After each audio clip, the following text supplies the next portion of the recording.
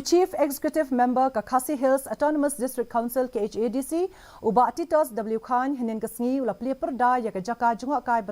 bathmai hawa utim maulong Sardarship haba ajing kren uba Titos ulaong baka jingte ya kini ka project lapen sukino nakadaw ka jingdon jong ka klam COVID khat khandai Henry ulapen paupat ya ka jingmen banyu iba lala ban pendep ya kini ka project bat uladon ka jingkermen babun kinong wan junga kai kin wan yu kejat chekate ka jaka Ulaban rap ru babun ki samla jong kate ka than kin yo ya kalat yo kam yo jam. Kenang ba ka na central kin yo kan sanction ha kapor ka babiang. Tiak beda ipat ba kani ka terus spot hang ni na nakaliang ka jonga kum CM ngan sapha. La ka jong pat ka proposal la kumno sikror siteng sa sikror siteng na kabentaban develop ya kani ka